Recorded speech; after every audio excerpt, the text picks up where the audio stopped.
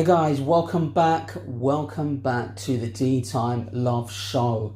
And today you join me for another table view review stroke unboxing of another brand new release in 2019 for Spinnaker watches, the Spinnaker Amalfi. I won't go into too much about what this watch is being inspired by. I'll leave a link for you guys to do your own reading in the description.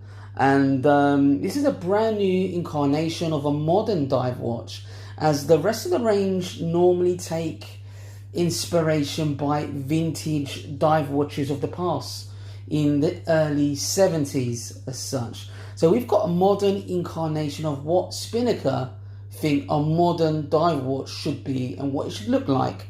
But let's go through the specification of this watch so I can give you my first impression. There will be a loom shot later on in the video, but let's pick it up. But before I do that, let's do a quick wristwatch check. And I am sporting the Seiko SKX 007 for good reason. It's Seiko Saturday. It hasn't had much wrist time, but I'm going to be featuring quite a few Seikos during the festive period, so keep a lookout. Make sure you're lurking on the channel. They could be coming anytime soon. But anyway, back to the watch in hand, the Spinnaker Amalfi. Let's go through the specification and let's take a closer look at this particular Spinnaker watch. Now, this Spinnaker watch, as soon as I pick it up, I don't know how much it weighs, but it's got a bit of heft to it. You know, it probably weighs twice as much as a Seiko SKX, just to give you that understanding of the weight. It's got a real heft. It feels solid just by picking up. But before I give you my first impression, let's just take a look at the dimensions and specification of this watch. Now, case diameter, it is 46 millimeters. It has C3 Swiss Luminova, and the case thickness is 15 millimeters. Doesn't look that thick from probably the video and from camera shots. I guess it's the way it's been designed. And this watch hosts the Seiko NH35 movement, a reliable, robust Seiko movement, and very popular within micro brands. It is the safest bet. It's reliable. It's not going to cause you any problems whatsoever, and they're very easy to service as such. But one thing I have noticed is that the rotors that you normally get on the clear case backs of these Spinnaker watches are normally in black, and they've done it in blue, which really does suit the actual color of the dial. Now, this is a 200 meters water resistant watch, automatic, like I said, NH35 movements, beats at 21,600 vibrations per hour. Pretty standard stuff. Looking at the bracelet while we're looking at the back, solid clasps, and it also has a dive watch extension as well. You see the Spinnaker logo there. Now, first impressions. Let's look at the dial first of all. And the dial itself does have a little bit of depth, I have to say. It's sort of a dual layered basically dial there. So as you look in a circle, there is the first layered section of the dial, and then it's elevated. Then you've got the indices with a chrome surround finish with that C3 Swiss Luminova. Let's leave you guys an image there to check that out. Very good, the loom. First impression was absolutely great. And you can see that, you know, the Spinnaker logo it looks more modern on this. You know, they haven't gone for that retro Spinnaker logo. It just looks simple, clinical as such. Very big applied indices, a lot of loom applied there, I have to say. You've got the date function there at 3 o'clock. Looks quite fitting, but I probably would have gone with a white wheel with probably a black, you know, date there. But, you know, either way, it does work, I have to say. In terms of the hands, if you look at the minute hand, it's got a red surround, lollipop second hand, And the hour hand just looks like a big, it's very big as well. I mean, they're a bit like what Tudor do with the Tudor Pelagos. You've got that big snowflake hand as such. Spinnaker, this is their, interpretation of what a modern dive watch should look like. However, there are elements where, if you look at the bezel, that reminds me of the Yachtmaster. They've elevated the numerals there. And then they've basically got an aluminium finish on the bezel, which is nice. I wouldn't have minded it to be all of like that. I would have preferred it to have that look going across. I quite like the way the Yachtmaster has that on its bezel with the aluminium. So I guess you get the best of both worlds. For me, I've never been that keen on bezels that have a different, colour there and stuff like that. It does work. It will probably grow on me, I have to say. But is the bezel any good? Let's check it out. It's a 120 click bezel.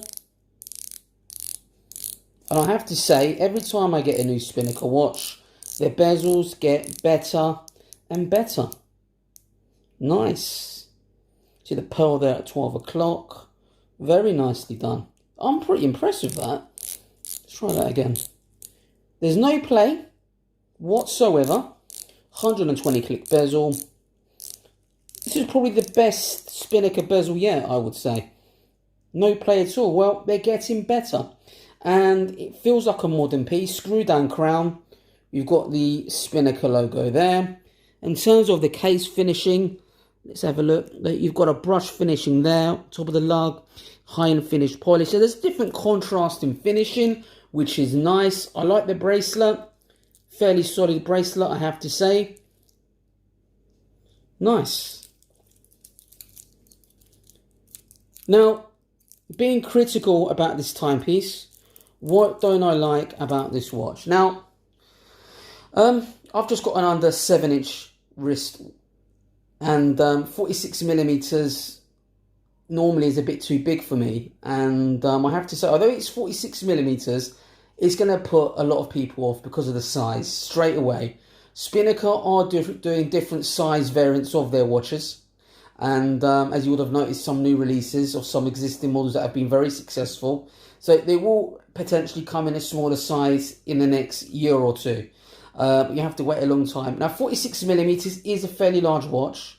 There's no disputing that. Whether you can pull it off, I don't know. However, what I would say to you is the lugs on this watch are very small in comparison. Although you've got a big bandwidth of 24mm, which might be a little bit difficult to find, certain, straps as well. But it wears a lot smaller than the case diameter suggests. Overall, the aesthetics of this watch, I was surprised. In the photographs, it didn't really appeal to me. I wasn't sure whether I was going to like it or not. Let me just leave you another image of the other colour variations. There's got even one in bright orange. Straight away I started thinking of the Orange Monster Seiko. It's always going to be compared to a Seiko. But pricing, does it come in at a good price?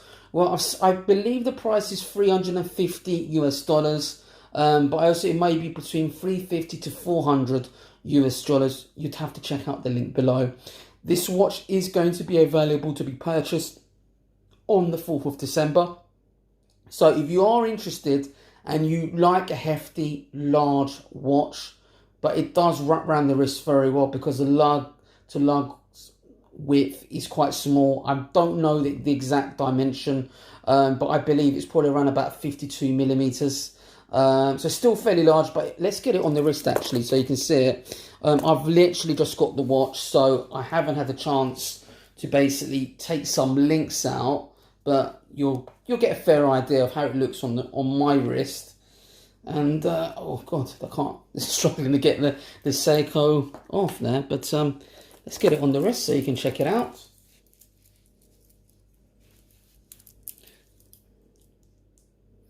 And I believe, look, if you look at the lug width, lug to lug, I reckon I could probably get away with wearing this. Although it's 46mm, and believe me guys, I know I would have preferred it to be 42, but it's got some real presence, I have to say. It's not fairly large. It's big for a dive watch, a bit like a Planet Ocean or Mega Planet Ocean sizes. You know, the 45. But you know, the Seiko Sumos, or the Seiko Turtle, I believe comes at 40. Is it 45 millimeters? Fairly large. You're either gonna love or dislike the bezel, but quality-wise, I can't fault the timepiece. Sapphire crystal. As most of the new Spinnaker watches come with, you know, at anything above $300 US within Spinnaker range now, I believe they come with sapphire crystal. It's also got an anti-reflective coating as well.